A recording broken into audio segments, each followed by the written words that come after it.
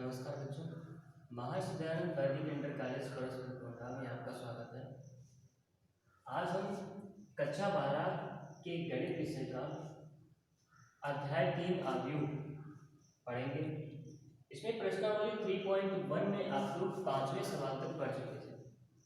आज हम यहाँ पर छठे सवाल से इसको आगे पढ़ेंगे। छठा सवाल आपका कहता है कि निम्नलिखित समीकरणों में x, y तथा z के मान ज्ञात कीजिए।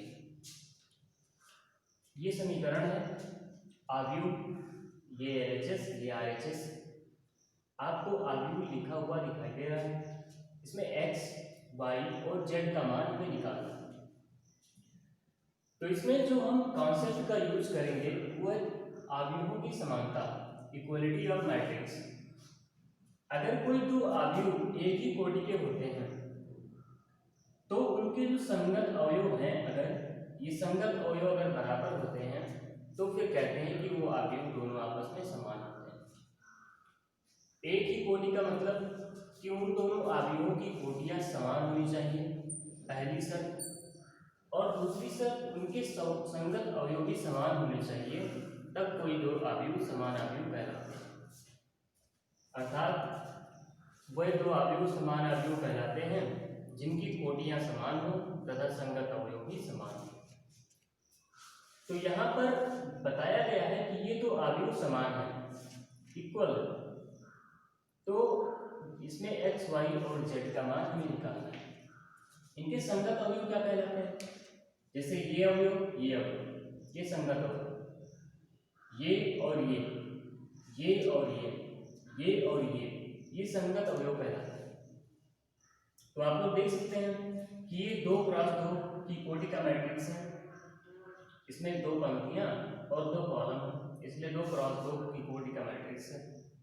ये भी 2 क्रॉस 2 की कोटि का मैट्रिक्स है, क्योंकि इसमें 2 कोटियां, 2 पंक्तियां और 2 कॉलम है।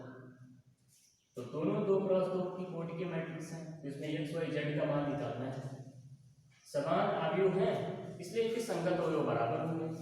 अर्थात हमें x, y, z निकालना है। तो x यहाँ पर है, x का संगत अवयव क्या है? 1। इसलिए x बराबर हमें साफ साफ दिखाई दे रहा है कि 1। तो x बराबर कितना है? 1। ये हमारा पहला आंसर है, बहुत आसान। y का संगत अवयव क्या है? 3 नहीं 4। तो y का संगत अवयव है 4, तो y बराबर 4। z का संगत अवयव क्या है? 3, ये। तो z बराबर 3। तो ये हमारा आंसर है। x बराबर 1, y बराबर 4 और z बराबर 3। इस तरह से हमें x, y और z का मान पता चलता है। ऐसे ही दूसरा क्वेश्चन भी है।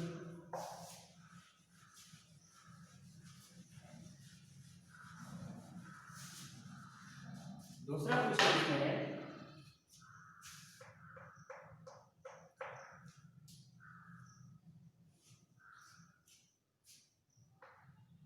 x + y 5 + z 2xy। ये एक मैट्रिक्स और ये बराबर है 6, 5, 2, 8। 6, 5, 2, 8 इसके बराबर।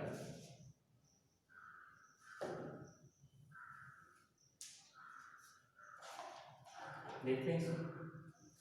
तो ये आप लोग देखें, ये 2 क्रॉस 2 का मैट्रिक्स है, 1 2 1 2। ये भी 2 क्रॉस 2 का मैट्रिक्स है, 1 2 1 2। तो संगत अवयव इसके बराबर होंगे क्योंकि दोनों अवयव बराबर हैं। तो x + y का संगत अवयव क्या है? 6। इसका मतलब जो x + y का अवयव है ये 6 के बराबर होगा। तो ये हम पहला समीकरण बना लेते हैं, x + y = 6। ये हमारा पहला समीकरण है। ऐसे ही अगर आप देखें, ये इसका संगत अवयव क्या है? 8। तो x y बराबर कितना है? 8। ये हमारा दूसरा समीकरण है। अगर पहले और दूसरे समीकरण को देखें तो इसमें 2 स्थितियां संभव हैं। इसमें ये तो पक्का है कि इन दोनों में से कोई एक 4 है और कोई एक 2 है। तो हो सकता है x बराबर 4 y बराबर 2, तब 4 2 6 हो जाएगा और 4 दूनी 8 हो जाएगा। या फिर ये भी हो सकता है कि x बराबर 2 हो y बराबर 4 हो, तो 2 4 6 हो जाएगा और 2 चौका 8 हो जाएगा। तो दोनों संभव है, या तो x बराबर 4 है तो y बराबर 2 है, और यदि y बराबर 4 है तो x बराबर 2। तो x और y की दो स्थितियां संभव है। तो यहाँ पर लिख लेंगे यदि x बराबर 4 तो y बराबर 2, तथा यदि x बराबर 2 तो y बराबर 4। तो ये दो उत्तर इसके संभव हैं x और y के। अब z के बारे में देखा जाए तो यहाँ पर हम देखते हैं कि जो हमारा ये है z, इसमें है 5 + z, इसका संगत अवयव कितना है 5। तो ये हमारा एक इक्वेशन हो जाएगा 5 + z = 5। ये तीसरा समीकरण मान लीजिए। अब z का मान कितना हो जाएगा, z बराबर इस 5 को उधर ले जाएं तो 5 - 5 या z बराबर 0। तो z बराबर हमेशा हमारा 0, तो z बराबर 0 यहाँ भी लिख दें और z बराबर 0 यहाँ भी लिख दें। इसमें कहने का मतलब है कि इस समीकरण के दो हल संभव हैं, या तो ये और या तो ये, दो में से कोई भी हो सकता है। तो इसलिए इसके दोनों आंसर सही है।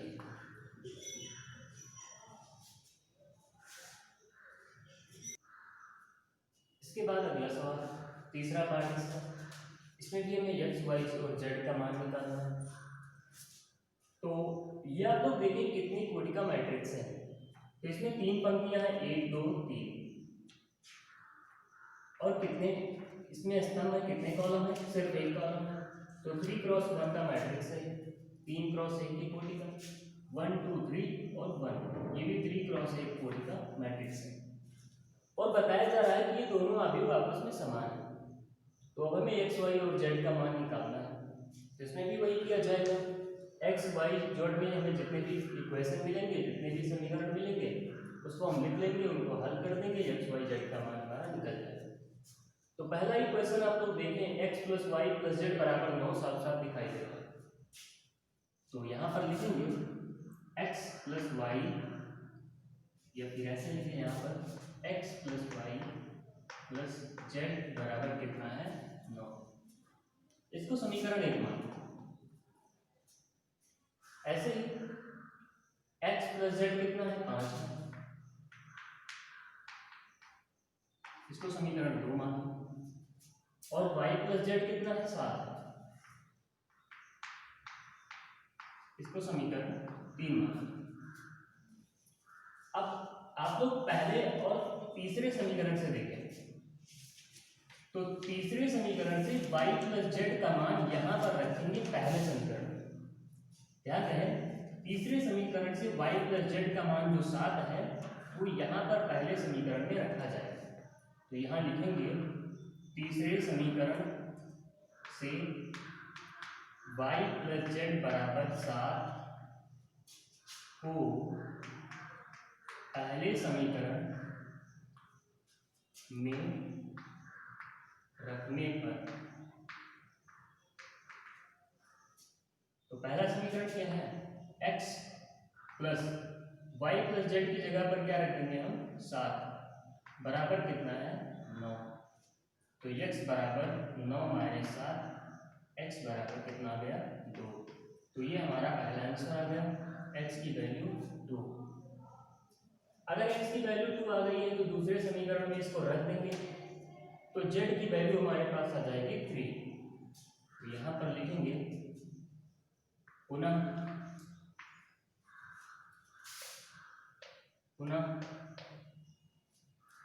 x बराबर 2 को समीकरण 2 में रखने पर,